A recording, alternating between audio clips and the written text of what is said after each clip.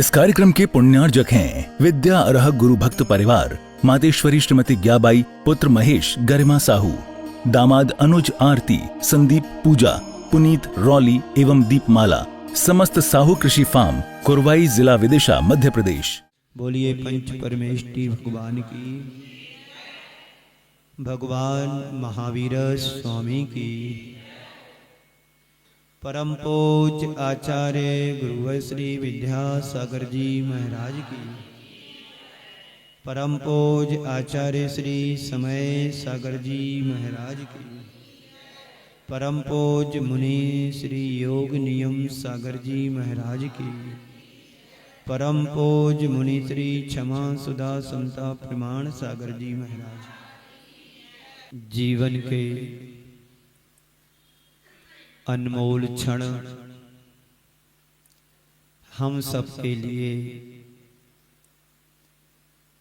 बड़े पुण्यदायी हैं। भगवान की भक्ति, गुरु उपासना जीवन के रूपांतरण के लिए स्वाध्याय और मुक्ति के लिए संयम और तप जैसे सठ कर्म की चर्चा आप सबके मध्य चल रही है। कर्म तो संसार का प्रत्येक प्राणी करता है, लेकिन उस कर्म से मुक्ति नहीं है, वो पाप का कर्म है। आश्रव निरंतर जारी है, 24 घंटे और हर पल कोई ना कोई कर्म हमारी आत्मा से चिपक रहा है, जुड़ रहा है। लेकिन जो सठ कर्म है, उन कर्मों को करने से कर्मों की निर्जरा होती है और साथ ही साथ पुण्य की प्राप्ति होती है और परंपरा से श्रावक को मुक्ति की प्राप्ति होती है। पूजा के बारे में रोज हम सुन भी रहे हैं और पूजन करने वाले करते भी हैं। आप भी पूजा करते हैं और कर भी रहे होंगे। स्वाध्याय में हम रोज पढ़ते हैं। कल स्वाध्याय कर रहे थे, रोज करते हैं। उसमें राजा महाराजाओं के बारे में यही कहा जाता है कि किसी भी साधु के दर्शन करने जाते हैं तो उनकी पूजन वंदना करते हैं। हर महापुरुष के अतीत में देखें, झांक करके देखें तो हर श्रेष्ठ परिवार में उन महापुरुषों का जन्म हुआ। चाहे राजा महाराजा रहे हों, श्रेष्ठी श्रावक रहे हों, तो उनके जीवन की शुरुआत दान और पूजा से हुई। हर भाव में उन्होंने दान और पूजा किया, दान दिया, तो अनेक चक्रवर्ती राजा महाराजाओं के घरों में जन्म लेने का अवसर मिला। आपको पता ही है, आदिनाथ के परिवार में जितने भी पद थे, कोई त्र्यंच गति से आए, कोई किसी भी पर्याय से आए।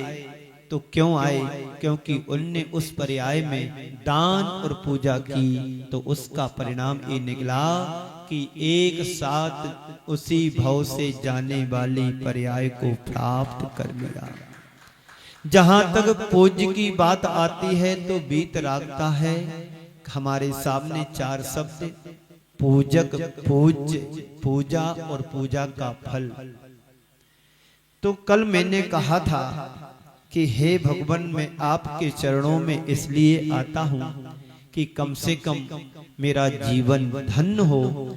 जैसा आपने पद पाया है वैसा ही मैं पद पाऊं, इसलिए कहा गया है बंदे तद्गुण लब्धे। हे प्रभु, मैं आपकी वंदना कर रहा हूं इसलिए कि आप जैसे गुणों की प्राप्ति मेरे अंदर भी हो। मैं आपकी पूजा कर रहा हूं इसलिए नहीं कि आप महान हैं, बल्कि इसलिए पूजा कर रहा हूं कि आपके गुणों को प्राप्त करके मैं अपने जीवन को धन्य कर सकूं। आपने अपने सारे अवगुणों को त्याग करके समाप्त कर दिया है। आप गुणों के भंडार हैं, खान हो। आपके पास इसलिए आया हूं कि आपके गुणों के माध्यम से मैं अपने अंतरंग के गुणों को पहचान कर सकूं, क्योंकि हर आत्मा परमात्मा बन सकती है। यहाँ पर जितनी भी भव्य आत्माएं बैठी हैं, ऐसी कोई भी आत्मा नहीं है जिसके पास अनंत शक्ति ना हो, पर हमें उस शक्ति का भान ही नहीं है, पता ही नहीं है। तो उस शक्ति को हम उद्घाटित कैसे कर सकते हैं? आप लोग पर्युषण पर्व में 10 लक्षणी में क्या करते हैं? जो 24 घंटे खाने वाले हैं वह भी 10 और 16 उपवास करने की सामर्थ्य रखते हैं, कर भी लेते हैं। तो ये शक्ति क्षमता कहां से आई? क्योंकि हमारे अंदर है, तभी ना प्रकट हुई।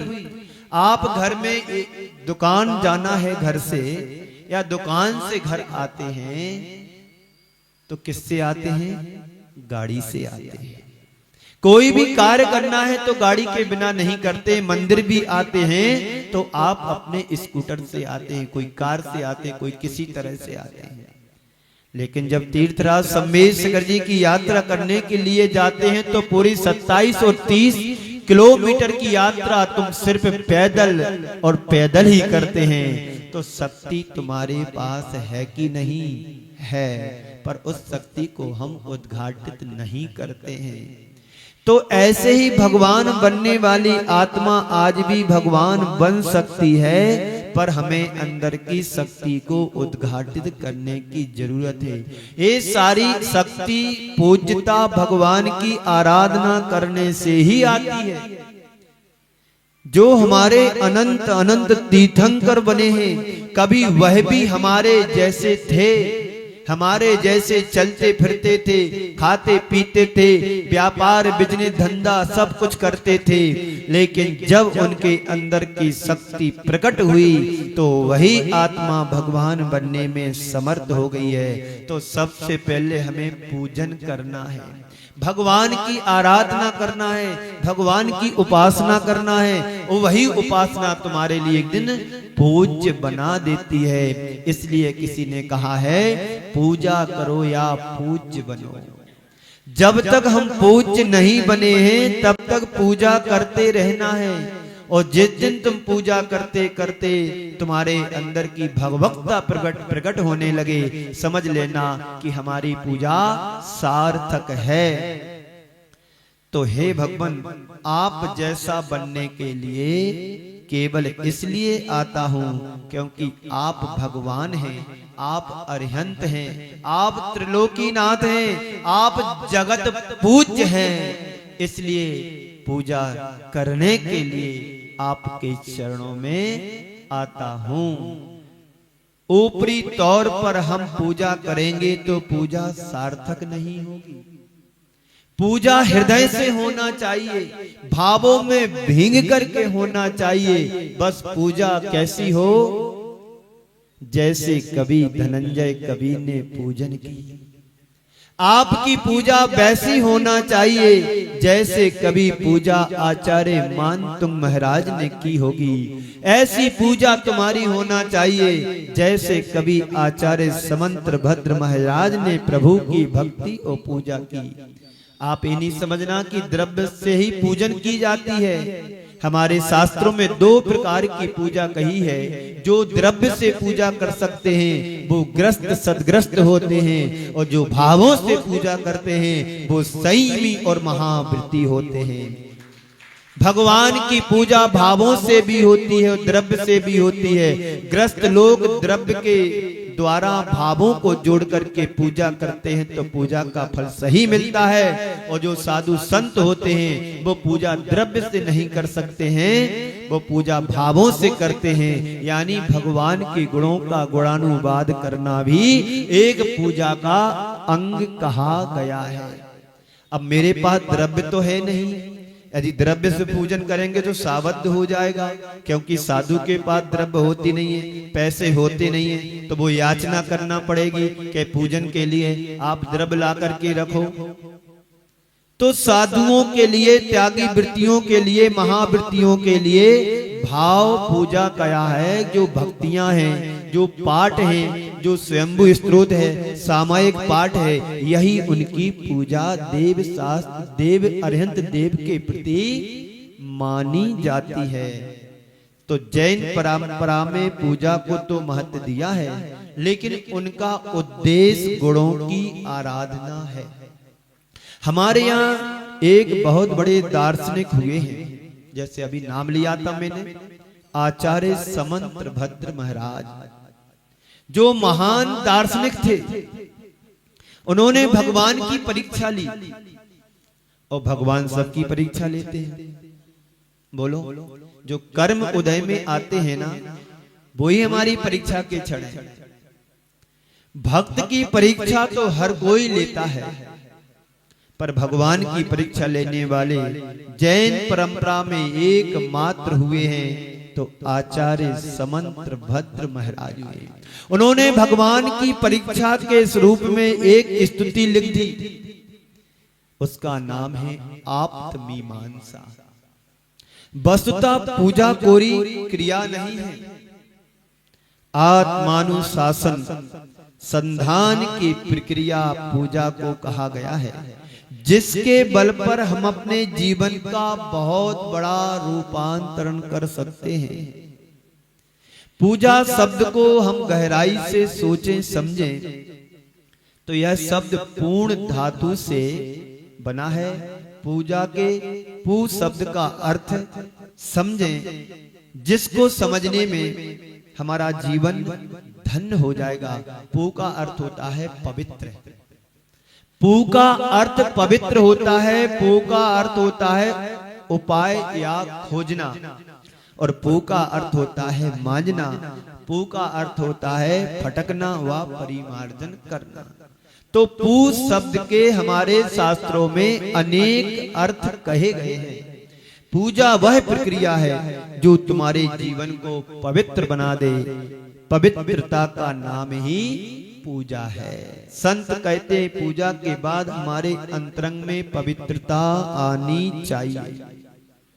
तो समझ लेना कि हमारी पूजा सही पूजा है, पूजा सही हो रही है। पूजा का उद्देश्य चित्त को पवित्र बनाने का होना चाहिए। पूजा वह प्रक्रिया है जो हमारे चित्त को पवित्र व निर्मल बना देती है। आप जब पूजन करते हैं तो बड़े भावों में डूब करके करते हैं। करते कि नहीं करते? बोलो ओम। आवाज चली गई। क्या करते हो तुम? ओम। आप लोग पूजन रोज करते हो भगवान की, तो अपने मन को टटोल करके देखना कि यह पूजा तुम्हारी आत्मा को पवित्र बना पा रही है या नहीं। कल की अपेक्षा आज मेरे जीवन में कुछ अंतर आया है कि नहीं? तो मैं कह रहा था कि आप लोग पूजन रोज करते हो भगवान की, तो अपने मन को अंदर से झांक करके देखना कि हम पूजन करते करते हमारे अंदर कुछ परिवर्तन आ रहा कि नहीं आ रहा। बात समझ में आ रही? सदियों से वर्षों से हम पूजन कर रहे हैं, लेकिन हमारे अंदर वो पवित्रता क्यों नहीं आ रही है? कसायों में मंदता क्यों नहीं आ पा रही? प्रश्न चिन्ह है।